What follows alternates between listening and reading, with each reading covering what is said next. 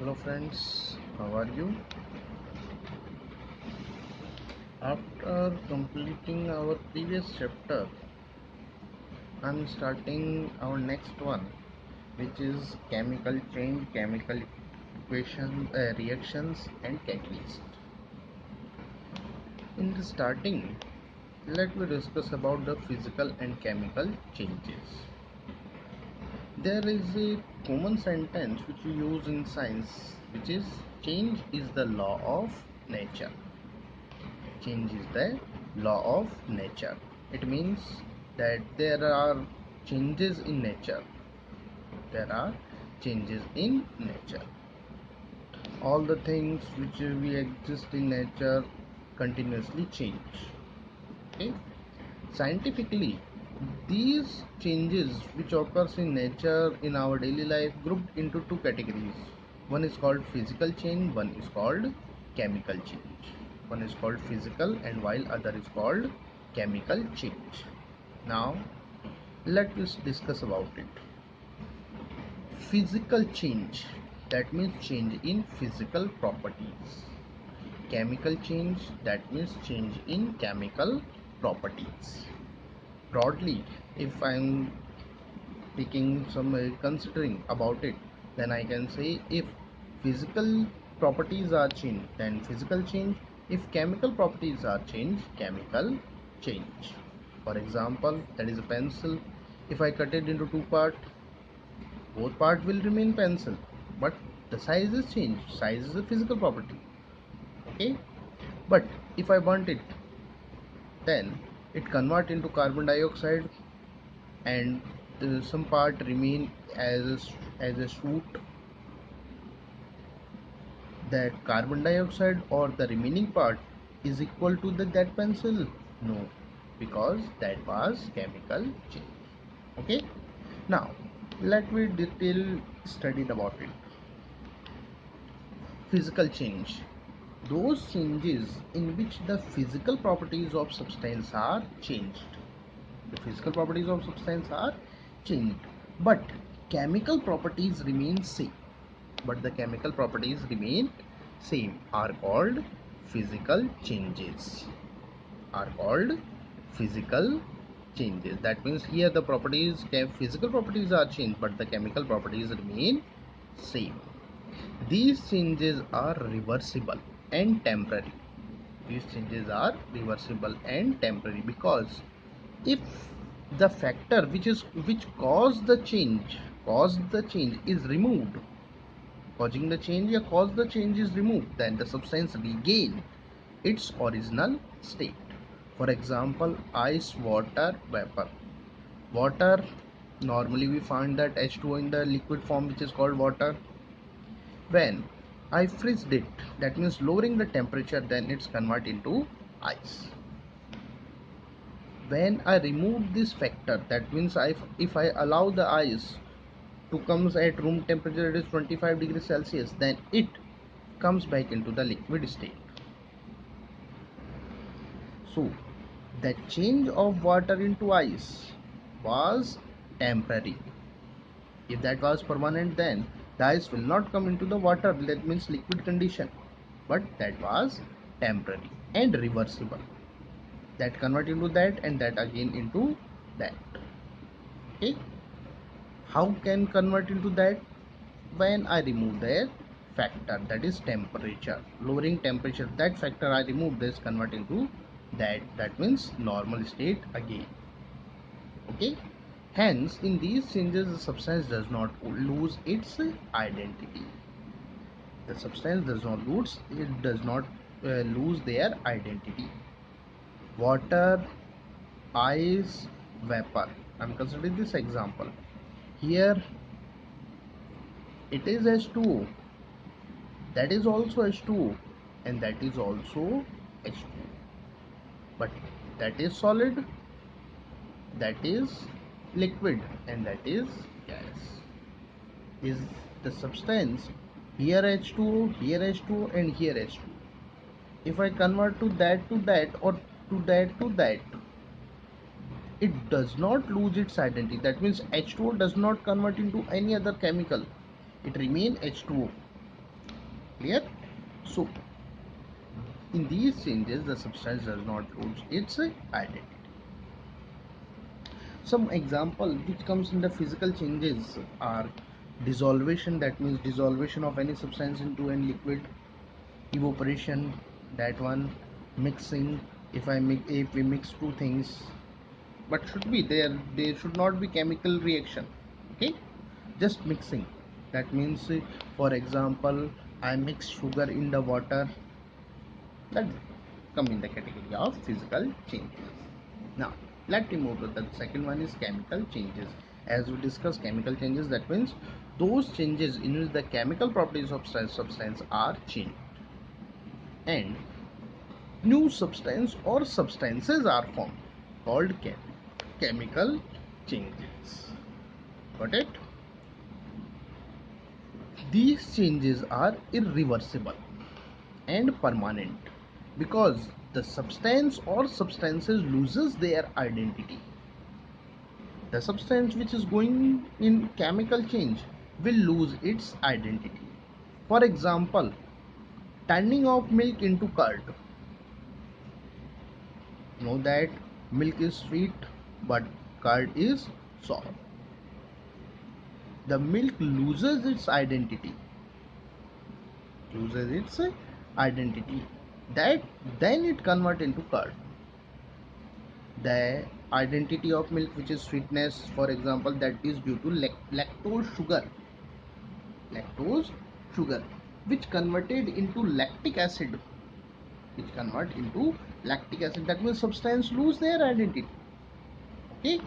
Lactose convert into lactic acid, that, and you know that one is sugar and one is acid and both have different properties, okay. So the substance lose its identity. The change cannot be reversed by any physical process. By any physical process you cannot reverse the chemical change. For example, after turning off the curd into milk into curd, there is no physical process that when by heating, by freezing, you convert curd into again into milk. There is no physical process. Clear? Some other examples of that: burning of paper, rusting of iron, digestion, turning of milk into curd, as we discussed, spoiling of food, etc., etc. They comes in the category of chemical changes. Okay. Now, next topic is properties or differences between the physical and chemical changes. If I'm considering one by one, then these are the properties of physical change. One by one, then these are properties of chemical change. But if I compare between them, then they also become the difference between physical and chemical changes. Okay. First, in physical changes, only physical properties are changed. Here only the physical properties are changed. Got it? But here the chemical properties are changed. Here the physical properties are changed and here the chemical properties are changed. Got it? Here no new substance is formed. In physical changes, no new substance is formed. But here new substance is or new substances are formed. As we discussed, these are temporary change and these are permanent changes. Clear? These are reversible, that means by removing the factor we can reverse it. So, and these are irreversible changes. How can they reverse? Or on removing factor the substance regain original state, that means these are reversible. Here the substance does not regain original state by removing factor, that means these are irreversible or permanent changes. Okay. Now move to our next topic, which is chemical equation. What is chemical equation? Suppose I ask you that tell me about the burning of coal. You should know that coal means pure carbon. Okay.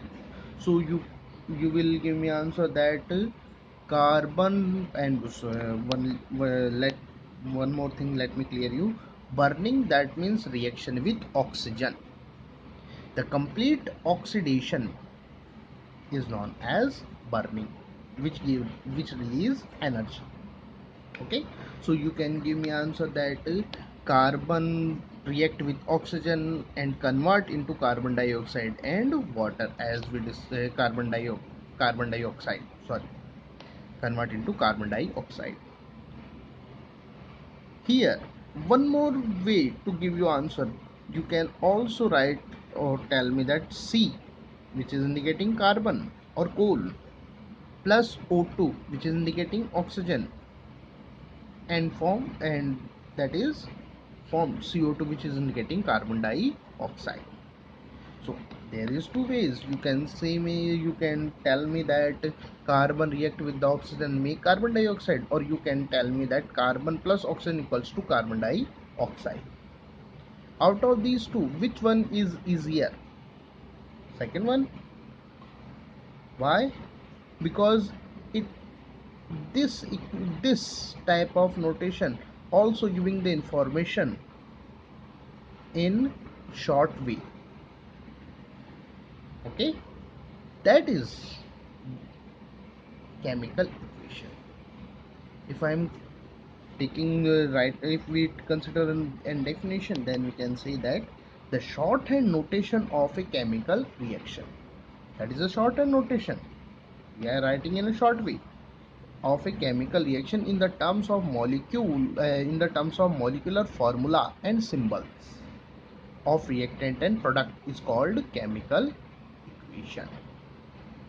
Carbon, symbol C; oxygen, molecular formula is O2; carbon dioxide, molecular formula is CO2.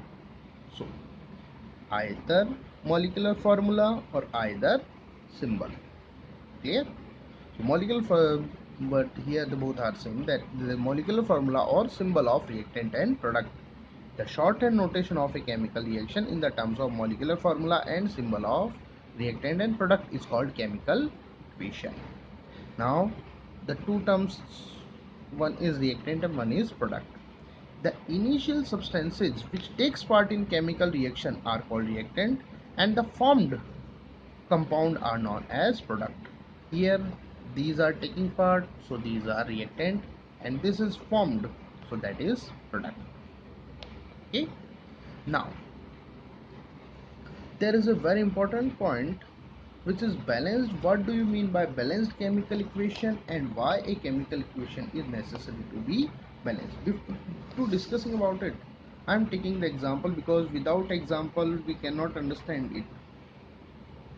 Firstly, what is balanced chemical equation? A chemical equation is said to be balanced.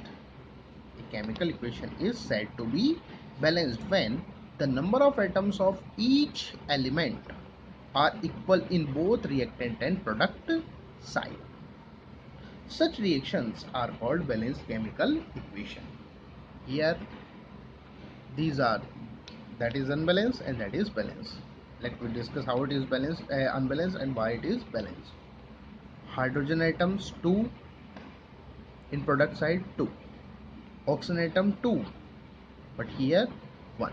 So oxygen is not equal in both sides. Atoms of oxygen are not equal in both sides, so it is unbalanced equation. Here 2H2, that means 2 in 1, 2 atoms, 2 in hydrogen gas there is 2 atom, and that is 2 hydrogen atom gas molecule, so 2 into 2, 4 atoms. Here 4, oxygen 2, 1 water molecule has 1 oxygen, but here 2 water molecules, so that is 2. Here 2 hydrogen, 2 hydrogen, 2 oxygen, 1 oxygen, so that is unbalanced. Here 4 hydrogen, 4 hydrogen, 2 oxygen, 2 oxygen, so that is balanced. Clear? Now the question come in our mind that why a chemical reaction is necessary to be balanced. Why a chemical reaction is necessary to be balanced? In class 9 we read one law which is called that is law of conservation of mass. That law states that the mass neither be created nor be destroyed. The mass neither be created nor be destroyed. Clear? If we apply this on our chemical reaction, then we can say that the total mass of reactant is equal to the total mass of product, because the mass neither be created nor be destroyed. That means the real total mass of reactant should be equal to the total mass of product. Okay, now let's come to our topic again. As we know, masses of reactant is the result of the atoms which are atoms of different element which are present in reactant side. Similarly, the total mass of product side is result of atomic masses of elements present in product side. If we have to equal the product side with reactant side in terms of the atomic masses, then we have to balance the number of atoms, because if the number of atoms are equal, then the masses will also equal. Clear? Here let me take this example to understand more deeply about it. Here in unbalanced equation, there is 2 hydrogen atom, and you know that the atomic mass of hydrogen is 1. So 2 into 2, 2 into 1, 2, and the atomic mass of oxygen is 16, and here 2 atoms, 2 into 16. So atomic mass, the total mass because of the hydrogen is 2, and because of that is 32. And if I am combining that to calculate the total mass of reactant, that becomes that 34. Here there is one H2O molecule in which 2 hydrogen, to 2 into 1, 2, 2 into 1 plus one oxygen, which so add so plus 16, total becomes 18. The total mass of reactant is 34 and the total mass of product is 18. Is these are equal? No. That means this is not following the law of conservation of mass. Now here, balanced equation. The total number of hydrogen atom is 4, 2 into 2, 4, and atomic mass of 1 is 1. One hydrogen atom is 1. 4 into 4, 4 into 1, that is 4. So the total mass because of the hydrogen is 4. Oxygen, atomic mass of one atom is 16. 2 atoms, so 2 into 16, that is 32. So the total becomes 36. Okay. Now here 1 H2O has 2 into 1, 16, and here 2 H2O, so 2 into, in bracket, 2 into 1 plus 16, 2 plus 16, 18, 18 to ja 36. So the total mass of product side is 36. Here the total mass of reactant side is also 36, and here that is also 36. So here the atomic masses of both sides are equal. Atomic masses of both sides becomes equal. Got it? The atomic masses of both sides becomes equal. Since it is equal, so it is following the law of conservation of mass.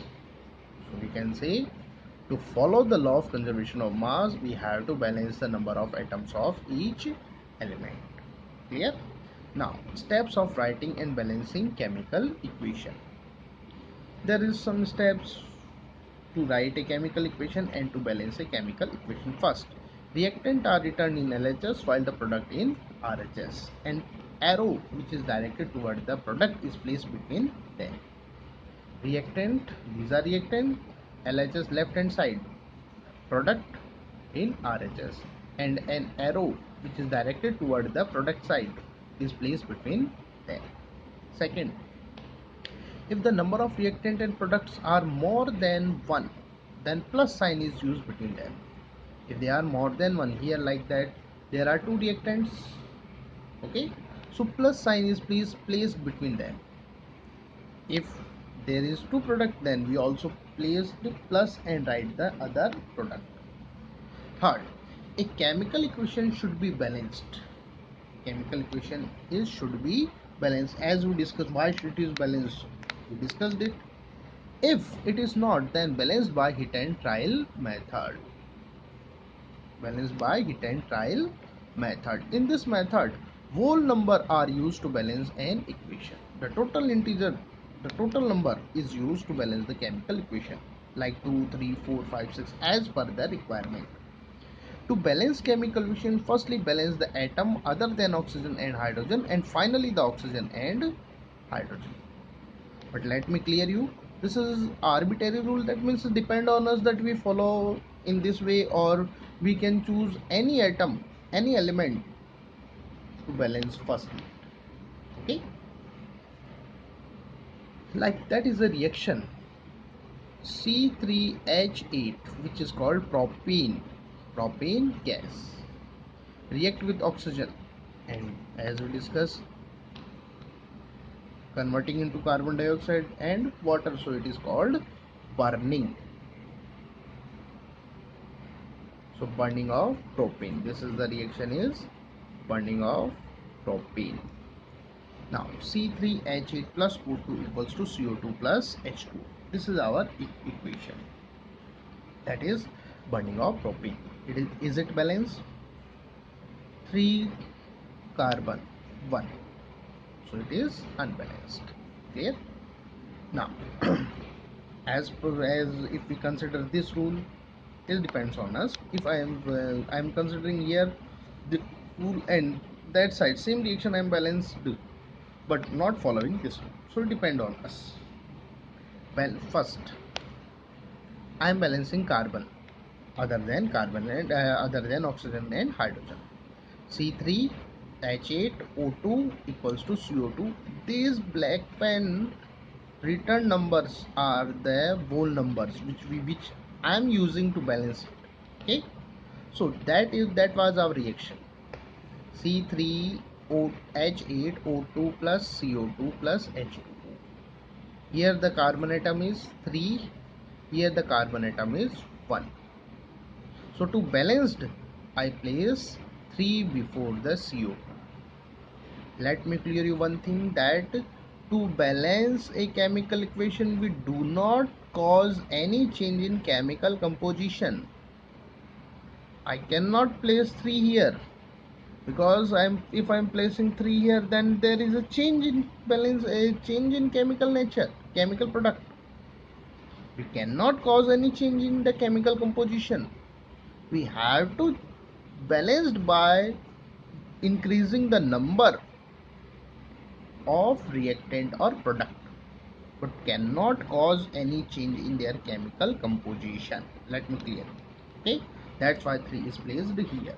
Now balance of hydrogen atom. After balancing the above the reaction of carbon, after balancing the carbon, the reaction becomes C3H8O2 3CO2 plus H2O. H2O. Here the atom of hydrogen is 8, here the atom of hydrogen is 2. If I have to equal 2 and 8, if I place 4 here, then 4 to the 8 becomes equal. So to balance it hydrogen, I placed 4 here, 4 here. Okay, now balance of oxygen atom. That was our reaction. C3H8O2 plus arrow 3CO2 plus 4 H2O. After balancing of other two atoms, that was our element, that was our reaction. Okay, equation. Now oxygen atom, there is 4 and 3 to the 6, that is total is 10. 4 6 10, here 2. To balance 2 and 10, I place 5 here, so 5 to the 10. Here, that in this way I balanced oxygen also. I already balanced carbon, hydrogen, and now balanced oxygen. So all elements are balanced. So that is my balanced chemical equation. If I am not considering this rule, then we can balance as arbitrarily as per depend on us.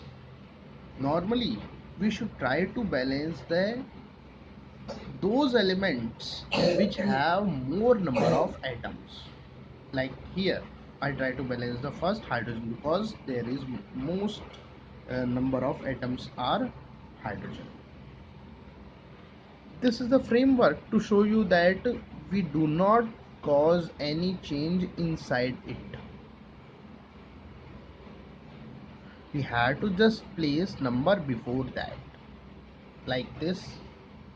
Balance hydrogen, that is 8, that is 2.